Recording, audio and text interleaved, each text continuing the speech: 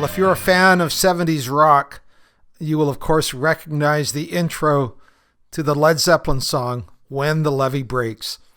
Today on Finding Traction, we speak about the word picture of a levee that some of us know all too well from our recovery from unmanageable porn behaviors. So welcome aboard. Guys ready?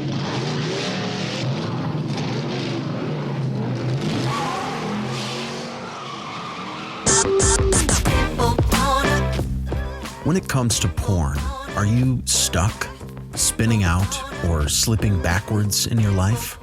If so, then welcome to the Finding Traction podcast, a show dedicated to those who are looking to gain recovery momentum away from porn and toward the life and relationships they have always hoped for. Now, here's your host, Vern Tomke.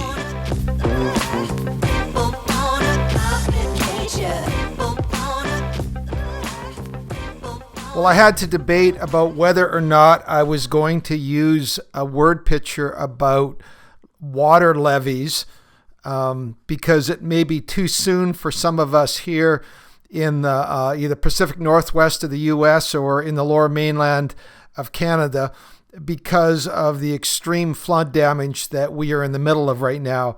And I don't know if you've been watching the news, but right now here in this part of the world, we're experiencing unheard of rain. It's called an atmospheric flood. And we are presently in the middle of our third such storm. And the Nooksack River, that's in Washington State, has overflown. And apparently that water doesn't respect international boundaries because it's now flowed into and flooded the lower part of British Columbia, since water runs downhill, right? And it's flooded a part of our country that was a reclaimed lake, go figure, and where our one and only busiest freeway runs smack dab through the middle of. So we're here in a city called Chilliwack. We are cut off. Our freeway is cut off from the city of Vancouver. And then on the other side going into the interior, mudslides have blocked all the freeways heading further inland. So we're in the middle of gas rationing, runs on grocery stores, and things are a bit crazy because of the flooding scenario right now. So when I use a song called When the Levee Breaks, again, it might be too soon for some of you, but it has such an amazing word picture around recovery, so I'm going to take that risk. And last night on TV, I watched a video of the exact moment when the levee broke near the city of Abbotsford. And it resulted in a whole cascade of water flowing into a large area of farmland and where our freeways are, and of course causing all sorts of damage. They've lost literally thousands of chickens and cows, and I don't think there's been 3 or 4 people killed in mudslides further north. But it's just been a complete mess. And it's interesting, the levee that broke, it wasn't a large section of the levee. It was only about 100 meters or so. That's 300 feet or so in American speak. But it only took that much of the levee to break. And since the land that it was protecting behind it was lower, when that portion of the levee broke way or gave way, the water simply rushed in, and eventually the water has equalized on both sides of that break in the levee. And so now, of course, there's flooding all around. So we're in the middle of our third storm system. But after our first storm system, the Canadian Army was called in, and they have been frantically rebuilding the dike system, the levee system. They've had an amazing amount of heavy machinery and manpower. They had literally hundreds of dump trucks and heavy machinery, and they're frantically trying to, they have fixed that portion of the levee that gave way. And so far, that levee is holding through the second and now the third storm system, which is happening this evening.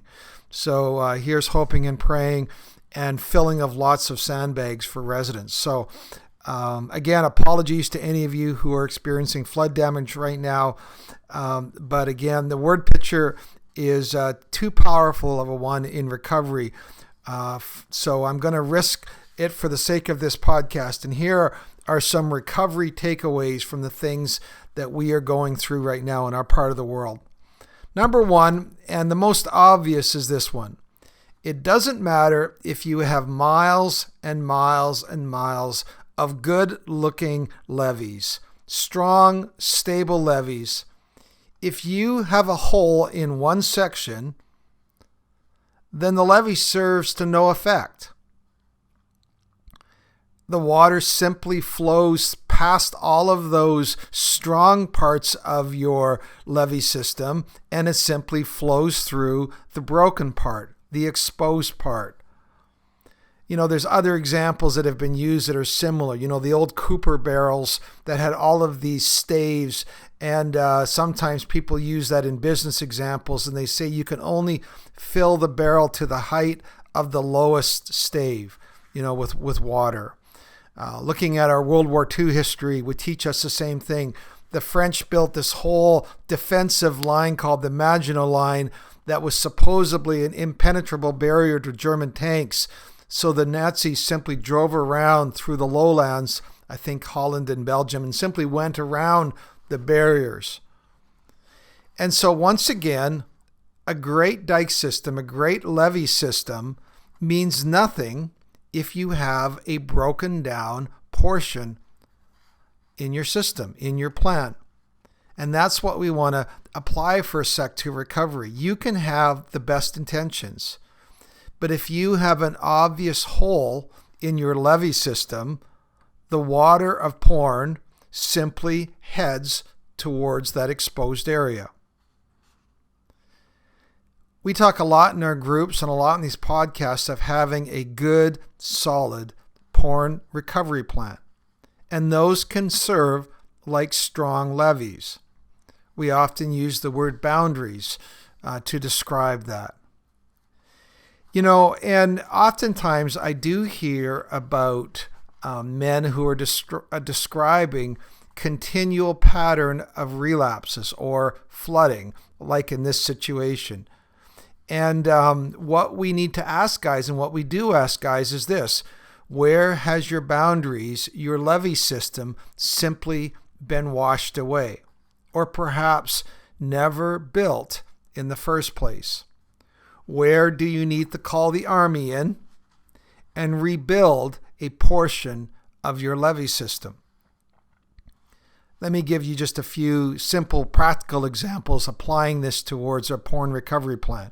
One example would be, an obvious example is technology. Simply saying, well, we're relying on willpower. It's like relying on dry weather to preserve parts of your country.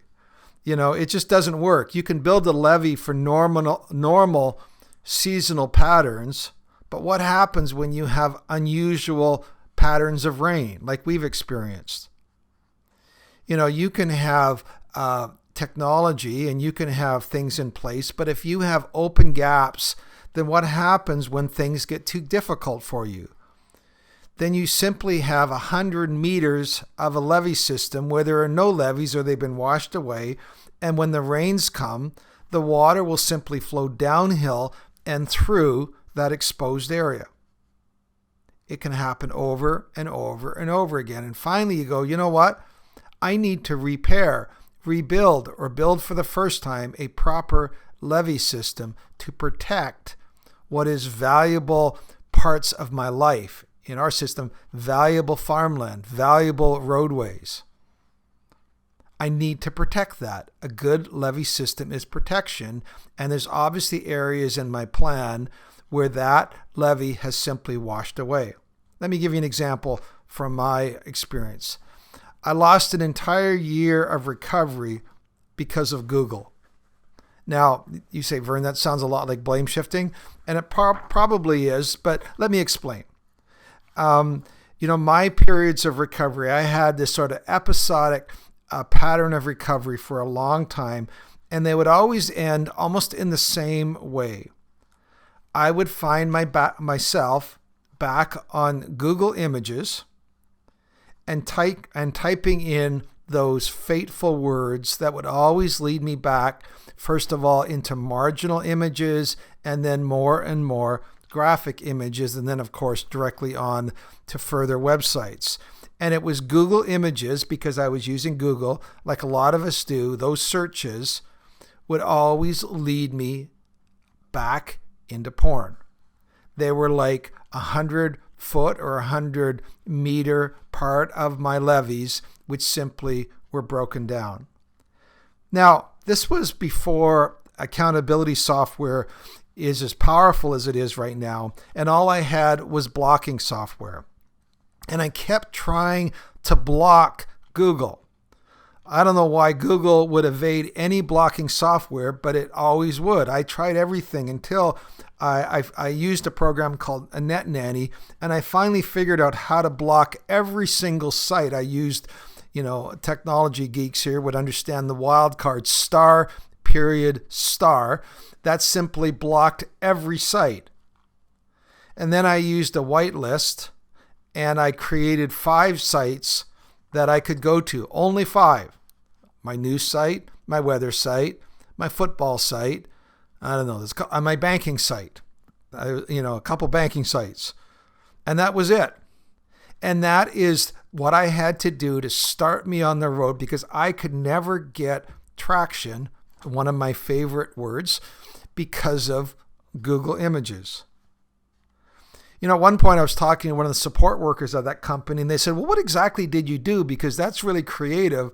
I'm really creative when it comes to porn, but I also learned to be creative to block some of these impulses, these quick impulse searches that I would do. And they would just come upon me, and all of a sudden I would be looking at those, and then I would be gone down that road.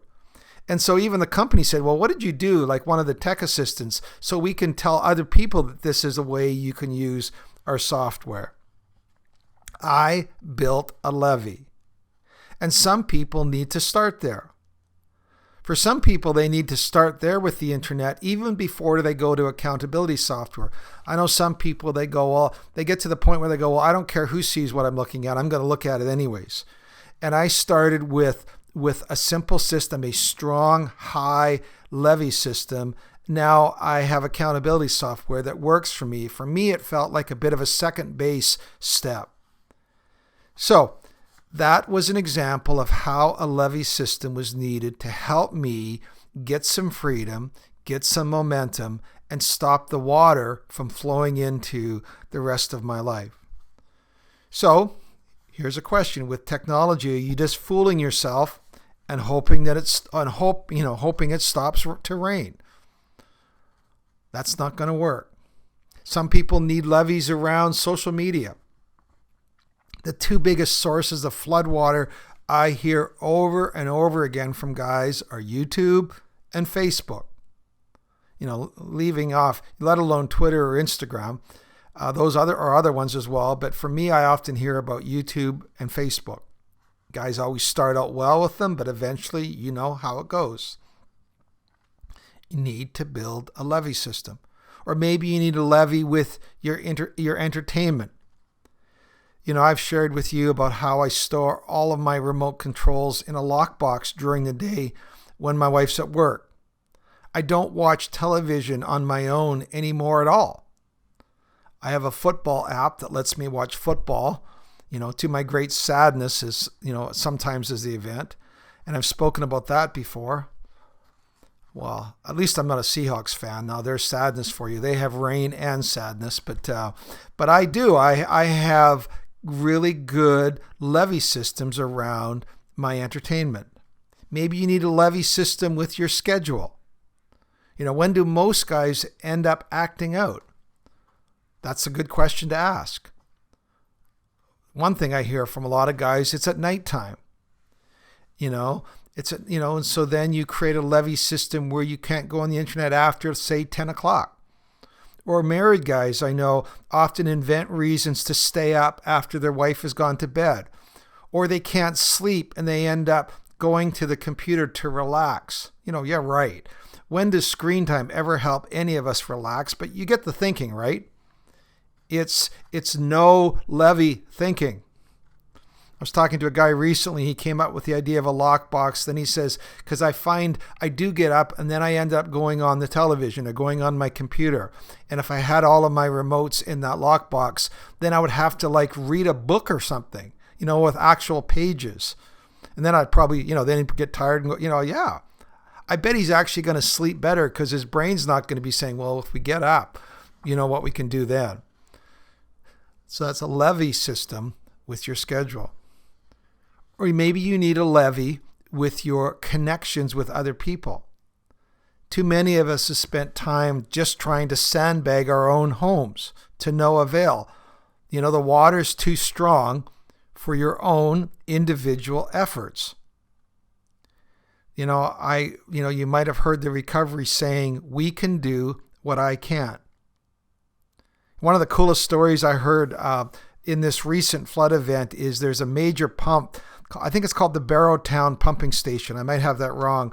But it was actually holding a lot of the water down at a lower level. It was keeping up flooding, water that was coming in and then flooding it into the Fraser River, I think. But what happened as the water kept coming up, there was a risk that the floodwater was going to inundate this station. And of course, with the water, then the pumps would stop and then things would get really bad. So a call went out and there were over 300 people that showed up throughout the evening and into the middle of the night. And they sandbagged all around the station and prevented a bad situation from becoming worse. We can do what I can't. Every time guys show up in our groups, we always start by openly, humbly, honestly talking about how our week went. I have heard this dozens and dozens of times where people make this statement. I was thinking of acting out yesterday or today, and then I remembered I had this group and it helped me turn away from that course of action. We can do what I can't. It's the levee of connection. Just like water runs downhill, porn always seeks to run to the lowest part of my day or the lowest part of my emotions.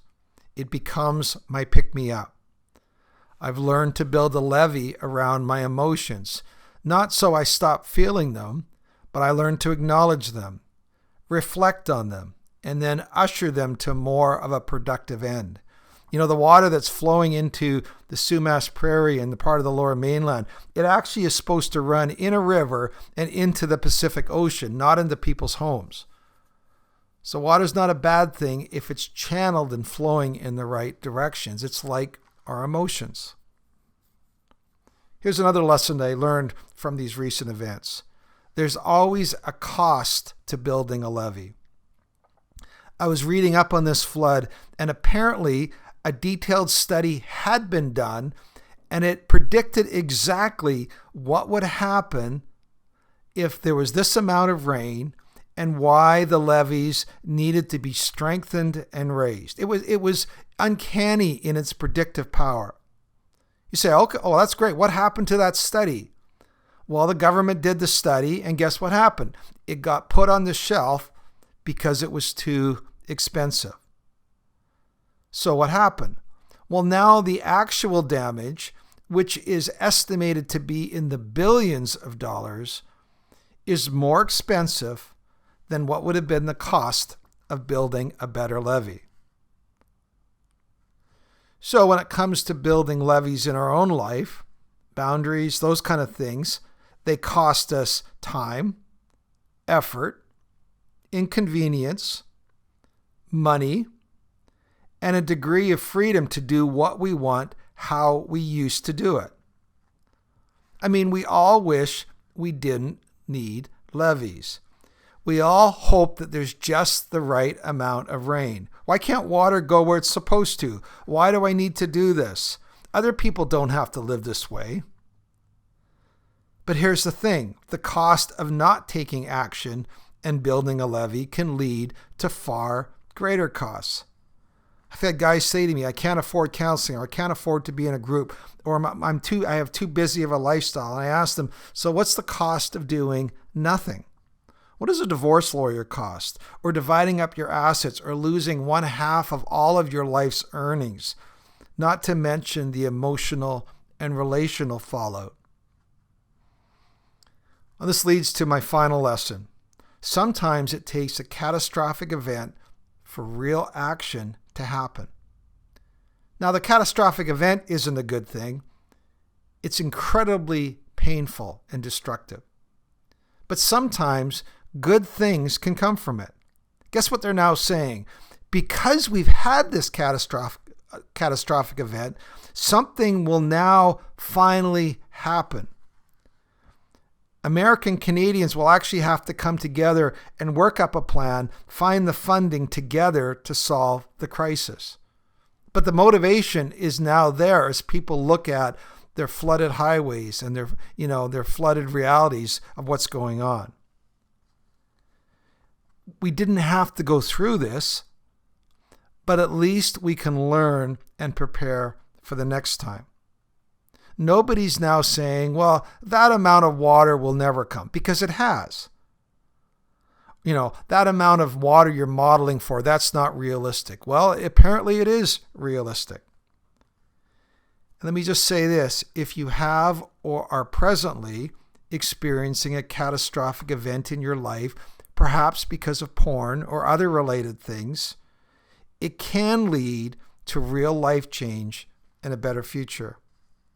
Couples have come through this and said things like, we wouldn't wish this on anybody, but we can now talk and relate at a far deeper level than we ever have before. We actually are stronger.